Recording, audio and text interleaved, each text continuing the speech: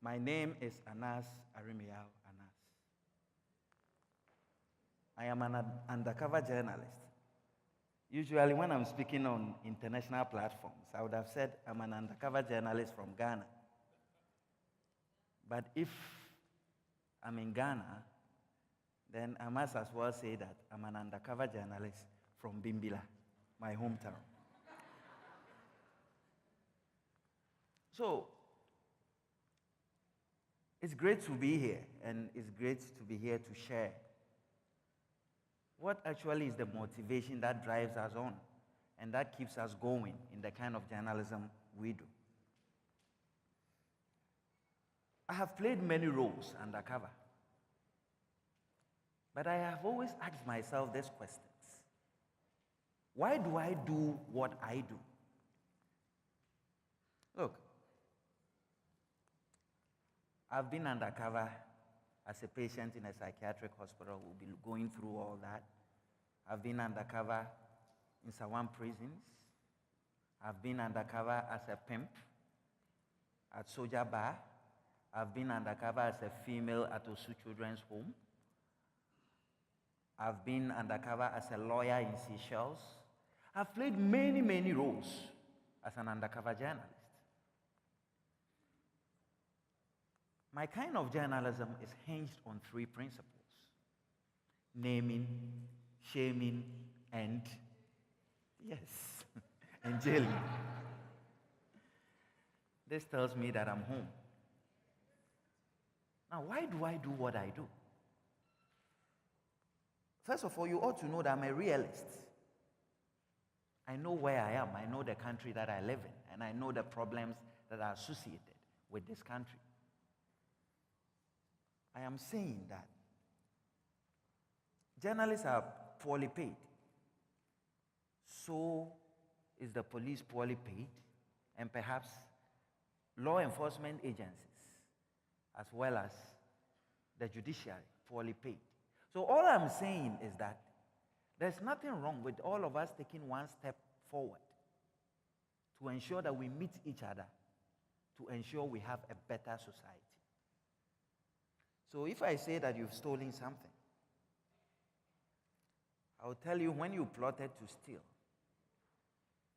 how you stole it, and where you took that stolen piece of item to.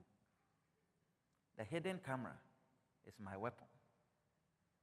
So I believe in hardcore evidence journalism. That kind of journalism that stands the test of time. So I collaborate with state institutions, and then at the end of the day, we end up going to the court of law, and I go and testify, and that person gets jailed. Now, I can compare those days when I used to do normal journalism, where I wouldn't do this, and what we have today. In the Chinese sex mafia story, they've gone to jail for 45 years. In the cocoa smuggling story that you all know about, they are in jail for 16 years. There's a Ricardo story we did on cocaine, MV Benjamin. Ricardo is in jail for 8 years. There is this story we did about Nana Kwesi Agyeman. He's in jail for 15 years. So you see, these are palpable results that we feel when we do that kind of journalism. But the problems. So my colleagues, and all over the world, we've had sermons and sermonizing about ethics of journalism. And they say that what I do is not journalism. They think that it's something else. I say I don't mind what you think. What I think about is making an impact in the society I live in. What I think about is to do that piece of story that will bring a smile to the face of my grandmother in the village. So I get all sorts of criticisms as I do my work. But is it not normal? It is. I'm so used to it today that no matter what you say, my focus and my direction is to the people. And I ensure that what I do leads to the progress of society. Now, we will start with some videos. We'll do a recap of some of the issues that have happened. So I remember that day I was in the psychiatric hospital. Can we play the video, please?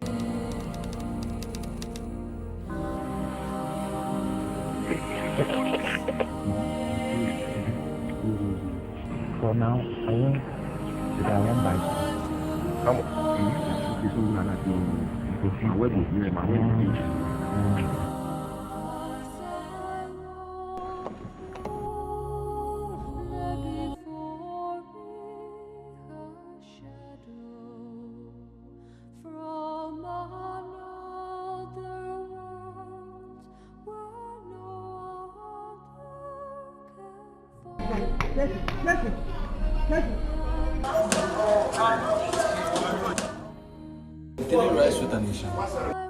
So you see, the videos you just saw was my 3 months investigations into the Insawan prisons. And I can tell you, it was really terrible. I had friends. One of my friends you just saw, I followed him till he died. And it tells you the harrowing conditions and the problems we have in our prisons. I mean, when I think backwards, I get that feeling that, look, as a people, if we don't come together and ask ourselves those fundamental questions about our livelihood and perhaps all aspects of our lives, it's going to be perilous for us. Look, in the prison, I can tell you the number of people who died in my 3-month stay. And they died out of preventable diseases. Of course, free weed for us. We smoked left, right, and center. And then people thought that we couldn't see our girlfriends. Who said so? You can arrange with a prison officer and they will take you out. It was possible, all that happened. But at the end of the day, what is that basic condition that we live in our prisons? And look, it could be any of you. Any of us could end up being in the prison. Now, as a people, we've got to ask ourselves whether this is a place that a human being befits to be. So, I recall that day when I checked into the psychiatric hospital as a madman. And the first thing I heard the doctor say is that, sedate him. And I was off to bed, like 6-7 hours. I was gone. Within my very first 5 days in the hospital, a lot of things happened. So, the drugs that are given to you within the psychiatric hospital are meant to make you have some strength, to put you to sleep. But of course, I didn't go there to sleep. So I made provisions and got drugs that would ensure that I don't sleep. So I had this thing going on in my mind. When you want to sleep, you are not sleeping. When you don't want to sleep, you are sleeping. Then unfortunately for me, within the very first 5 days, I came into contact with the heroin and cocaine syndicate. It was a difficult moment. So I realized that my system couldn't control the amount of chemicals that I was putting in. So I had to call for a parole. And so I recall I brought a supposed uncle. I called him to come into the hospital. Because look, I sat down for 5 minutes. And I thought I had sat down for 5 minutes. Apparently, I had sat down for 5 hours. You know, everything becomes so heavy. I don't know anybody who has been there. Do I have mates here? Oh, my mates, own up. Now it's not, we are all cured, so it's not a problem. We can. So I felt very heavy, and eventually I went out. They took me out, and I took an injection, which eventually led to some form of detoxification, and then I eventually came back to the hospital, and started filming. So what did we see in the psychiatric hospital? A lot of deaths that occurred as a result of negligence, a lot of stealing of foods belonging to the inmates, and then also staff of the hospital selling the food that they have to patients. And you see, I keep on saying that this presentation you are seeing me doing today didn't just happen in the vacuum. I take you back to the year 2008, 2009, when we raided Soja Bar. 256 children who were being sexually molested at the then Soja Bar were all arrested. In fact, they were rescued. We brought them to the police headquarters. It was a very successful operation. We ended up at around maybe 10 p.m. that night. You can imagine my colleagues, Joy FM, City, all of us were clapping our hands that we had done a marvelous job. The next morning, all these people were released. Yes, how would you feel? This is Madhouse. I have been asking myself. So I did Madhouse, and so what happened? But let me tell you this. So after having seen all these syndicates in the system, within the hospital, then the story came out. Usual noise would start, and it will have to end. So at a particular stage, I realized that things were not normal. I started feeling a lot of discomfort in my body. So I went and called my doctor. I wish I could mention his name. But interestingly, he's here. Doc, thank you for coming. Thank you so much. And so Doc checked me out. And he said everything was okay. But you see, the side effects of the drug is that, you see, it causes infertility and all those. And I'm like, I said, Doc, hold it. But you should have explained this to me a little bit in detail. And indeed, it wasn't working. So I was asking myself, Doc, so what do we get to make this thing come back?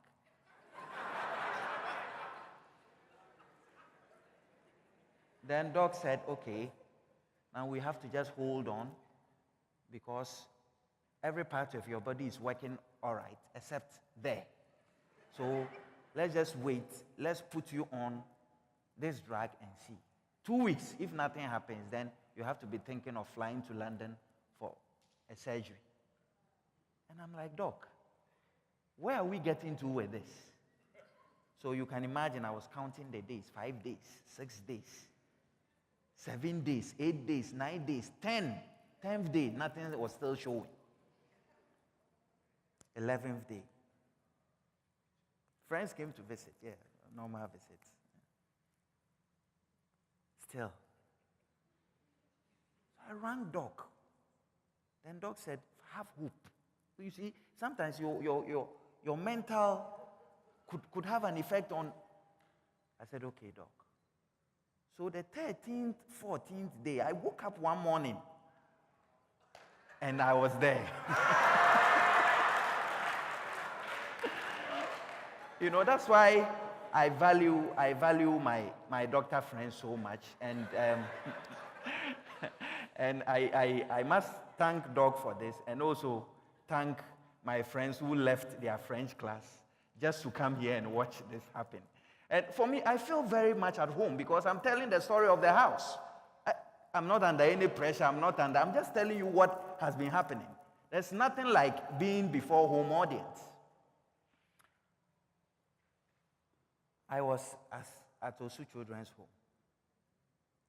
It was not nice. Babies who had been brought there to be taken proper care of, ended up dying. It was a very harrowing experience.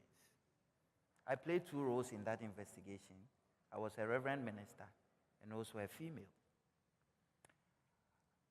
It brings back to me, and it leads to that question of, as a people, when are we going to get our institutions up and working? And I keep saying that is going to be the job of not only us as journalists, but even more importantly, civil society. I can tell you that in this particular investigation I did, nothing happened. It was zero. Nothing happened. The minister came out, made noise, set up a committee, look into it. Zero. As we speak, Osu Children's Home has these same problems going on. So like I keep on saying, you have to persevere. You've got to have that focus. If you are not focused, sometimes these results can put you down. So our donor communities decide to help us because we have malnourished children and we have women living with HIV and pregnant women. So they decided to give us food for malnourished children. And yet, look at what just happened. Are we proud of that as a country? Then, if I do what I do, then you say I'm not being ethical. What kind of hypocrisy is this? We are living with those crimes right in our community and our societies. How else were you expecting me to tell this story if I don't go undercover? How else? You tell me. Look, these are realities happening within our society, just at our next door. We can't pretend it's not happening in the interest of the state. So, our top security men, the police officers, the Bureau of National Investigations, the Ghana Immigration Service, and the National Security are put in charge to guard our cocoa growing areas so that we can earn some foreign exchange. I'm talking about this same foreign exchange that goes into the building of boreholes for our brothers and sisters in the village. This same foreign exchange we earn from cocoa that helps to build those schools for our brothers and sisters in the villages. So you see, the men were put there to stop these products from being smuggled into our neighboring countries. More importantly, like Côte d'Ivoire, Burkina Faso, and others. What did we see? I was sitting somewhere one morning when I got a call. And when I asked who it was, the person said, "It is the president." I said, "Oh, great." He says he had a job for me. And so there's a problem there. He doesn't know whether the cocoa is disappearing by itself or the men are helping it to disappear. They are his men, but he wanted another eye to go and look at them. Another independent eye. I call it hunting the hunter. So me and my team got ready and we went in there. The story was not nice. So you see, if we don't stand up as a people to deal with our issues, it comes back to us. You may think that, hey, it's cocoa, they are in government, it's their issue. But I can tell you, the snowballing effect affects all of us. Because if in that hospital, they don't have that equipment, you never know when you are going to fall sick. You can end up in any hospital in this country. So fortunately, we got lots of evidence, and I am glad that at the end of the day, we achieved results. As we speak, like I said, some of these people who were found culpable are in jail. Please, let's proceed with the next story. For centuries, some West African communities have branded children born deformed or with disabilities as evil spirits. In 3 weeks of investigation, I've already met 14 individuals who admitted they'd killed spirit children before. 10 of these said they were willing to poison my child. This is the Soothsayer Shrine. As dawn breaks the next morning, the police arrive and pack a safe distance from the house.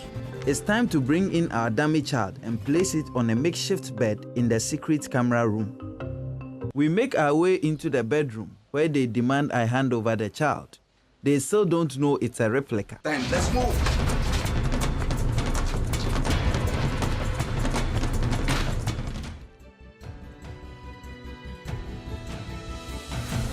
Albinos who were killed. So in Burkina Faso and the northern region, there's this thing going on where children who are born of deformity are given concoctions. And these concoctions are meant to kill them. So you can give birth to a child who is exhibiting exceptional brilliance. And somebody in the community will just say, this child is just 1 year. And she's able to mention everybody's name in this house. I suspect her. She's a witch. So you see, how do we use our journalism to break those myths in our society? Those myths that have followed us for the past 500 years. So you see, in that community in Bolga, this spiritualist is revered by everybody in the community because he's the one who finalizes and says, okay, this child is supposed to be a child who must be killed. So I built a prosthetic baby from London and I went to him. So I narrated, of course, false story of problems in the house and all that. And so this is what my child is doing. Then he lifted his spiritual thing, threw it into the sky, did something, and he looked into my eyes and told me that that child is a witch and must be killed. Now, how can a prosthetic baby built of rubber be a witch? And yet he had given his final pronouncement and thought that within 24 hours, if we didn't feed this child with this concoction to kill it, more disaster will follow. So, of course, we got ourselves ready. And then we invited them. And like you saw, they came. And in an attempt, after having boiled the concoction, an attempt to feed the prosthetic with them, we arrested them. These are the critical issues. How do you break those myths in our society? Until we are able to see the hardcore evidence of these people who lie to us every day and expose them, we are moving nowhere. So you see, part of that journalism of doing this hardcore evidence-based journalism is to show our problems to society and say, look at this. This is the man. And guess what the man said after I showed him? He said I was a spirit. And that is why he didn't see me when I entered into his shrine. And I tried touching myself, doing everything. I realized I wasn't a spirit. Now, the unfortunate thing is that all the people I met in this story, some were telling me that okay, I had killed over 450 kids, but my brother in the other village has done about 1,300 babies. They have a book where they take. And this is right here in Ghana, in our backyard. So please, let us not pretend. Let us deal with our problems holistically. If we don't, it turns back, and the snowball effect will be to us. The spell of albino was in Tanzania. I had been called by my friends that how do we expose those myths? 2 weeks of my stay in Tanzania, the limbs of 2 children had been chopped. And the most fascinating one is this father who has a child and he chops 1 finger every year. And that's what he sells to make money for Xmas. So within the 2 weeks of my stay, one of those days was when the finger of that young boy was chopped. The belief is simple, that when you have it, you make a lot of money. So they grind these bones and flesh of these albinos into a powerful concoction that they claim makes money. Why is the witch doctor not rich? Why? So again, I carried my hidden cameras. I went. And such a young boy, very worthy, because everybody goes to him and you have to pay this and pay that. And here was this boy. I had also, at the same time, built a prosthetic albino arm. So he looked into the skies and he showed me a concoction. And I remember asking him, so this one you have, which he wanted to sell to me, is it the hand or is it the flesh of an adult albino or a young albino? He said, oh, I shouldn't worry. This albino was 5 years. I hear the younger they are, the more potent the thing is. And that the child whose concussion he was having immediately was 5 years. So again, I smashed that syndicate. Please play the video. Since 2008, Tanzania counted 62 albinos who were killed, 16 who had limbs amputated, and the bodies of 12 albinos were exhumed. Chukua viungo, vidole vitatu.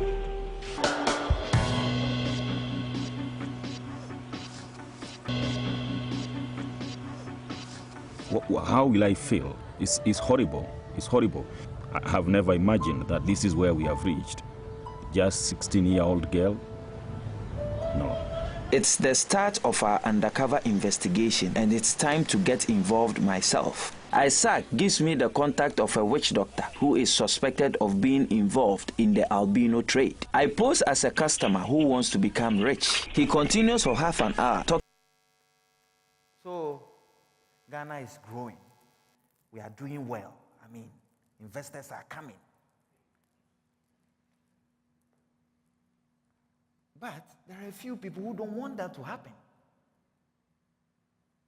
So they put themselves into a syndicate. And at the end of the day, what does that do to me and you?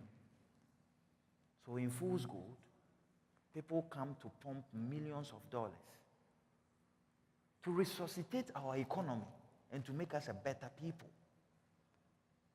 Then a few people team around. And they turn this into a fraudulent scam. That was what happened with Fool's Gold. So what you saw was gold that was turned into brass. These people had come to buy gold, but these scammers turned it into brass. And again, they were all arrested. And as we speak, the case is still in courts. And we hope to be able to teach them a lesson so that when money comes into this country, it will stay for the right purpose. Nigeria, doctors. You see, Nigerians are our brothers. Whatever happens in Nigeria can equally happen here. So I went there with my colleague, Rosemary Nwabuni, and we wanted to find out fake Nigerian doctors. And the Nigerian conmen promising to cure infertility, and the maternity clinics selling babies for cash.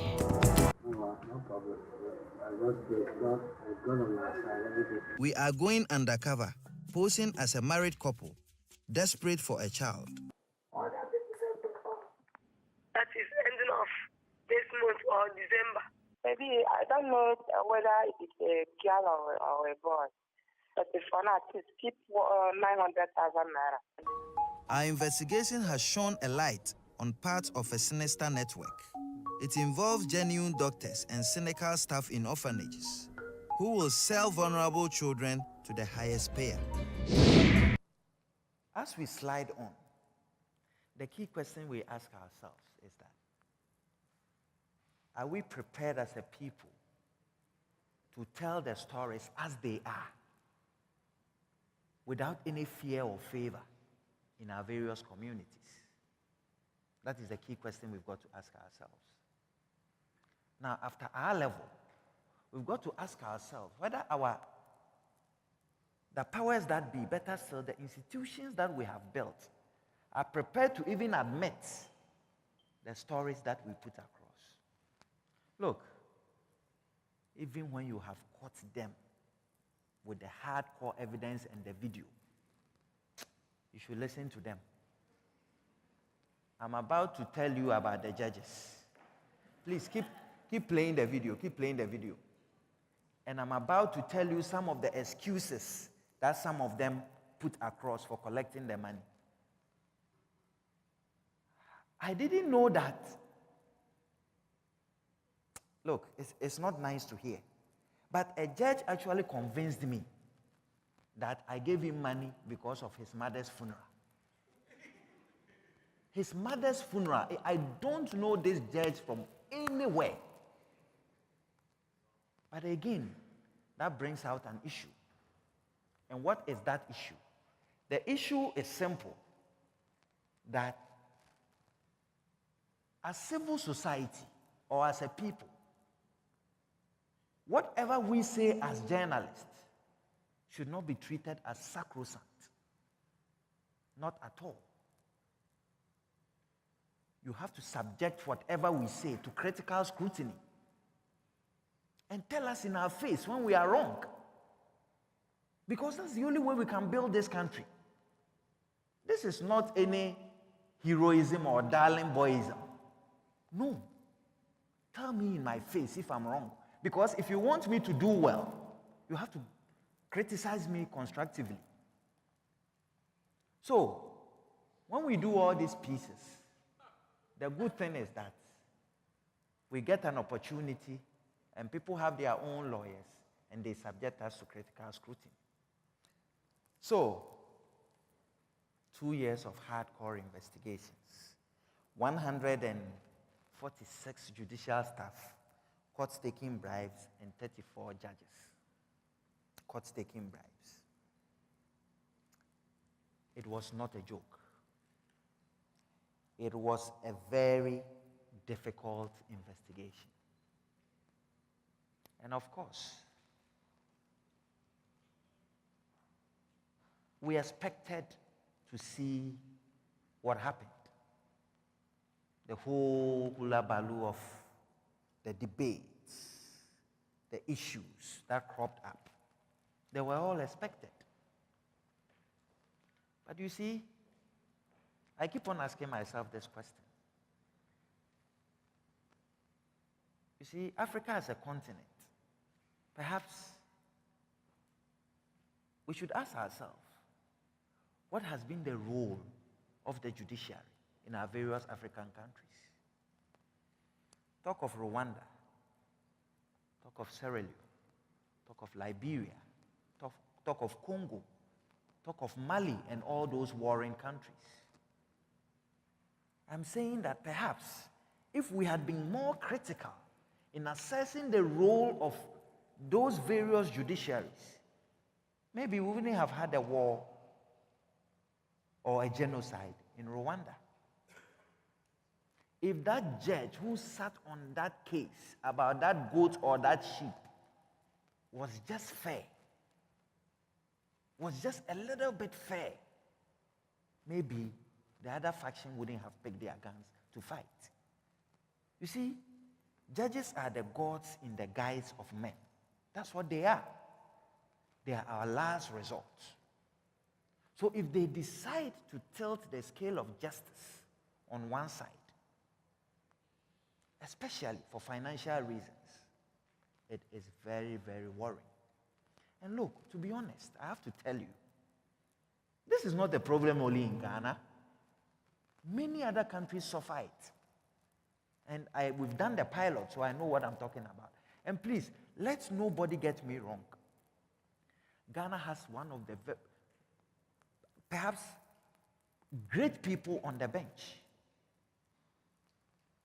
Very knowledgeable judges. But should we allow the few bad ones to destroy the good ones? I say no. We can no longer sit with that system. We have to shake the frontiers. We have to let them feel that, yes, they can rule, but the people also have some power. So that's what took me into the judicial scandal. It's been a tortuous exercise. Because, you see, journalism is not just about publishing and going to sleep. I am not publishing my work for you to read in your bedrooms and smile. I talk about impacts. How is this kind of work impacting our lives in the next 10, 20 years? Let's play the video. This is the story of the biggest undercover sting in the history of Africa and the extraordinary man who carried it off. Doesn't matter who you are, wherever you are hiding, I come with my cameras. Al Jazeera's been recording what happened. At the end of the investigations, we got 34 judges. Huh? Ajet Nassam is one of Ghana's most senior judges, sitting in the High Court and dealing with the most important cases. In Tamale, northern Ghana, Anas's investigators went to see if they could influence the outcome of a rape case. It was an appeal hearing. This is Ansuji Abo. Ansuji Abo is a well-respected High Court judge. The judge is anxious nobody should know that he accepted the cash. I beg you, let this thing remain this way. Okay, my lord, okay. John Enda Bugri is one of a number of lawyers acting for the judges named and shamed in the film. Thousands of people have been given free tickets to see the undercover epic, which features 34 judges filmed allegedly accepting bribes. A police convoy escorts Anas's car because he's received several death threats. This is Justice Derry. He's one of the judges who have really tormented me in this investigation. He's filed many, many suits. This is Mayo. He actually said that normally it's 10,000 plus when you're dealing with the likes of Justice Derry because he's a big judge. Newly qualified graduates are called to the bar in Ghana. This is a joyful occasion, but Anas's expose has also cast a major cloud over the proceedings. The saga has not impressed the Chief Justice. Sometimes it takes a spark, just a spark. And I think Anas has provided that spark for the whole edifice to blow up, for people to wake up and say, no more. Something has to be done. I just want to tell all of you, my colleagues, and my senior colleagues, what is clear about the work we all do is that you cannot expect magic to happen. When you take up this mantle, there will be difficulties. People are going to threaten your lives. People are going to chase you. People will shoot your car. They will do all that they want to do to stop you. But the most important thing is to be focused. You ought to know that once that piece of work can put a smile on the face of that child who is being trafficked, or can put a smile on the face of that child who is hungry, then you know you have really impacted in the lives of that person. It won't come easy.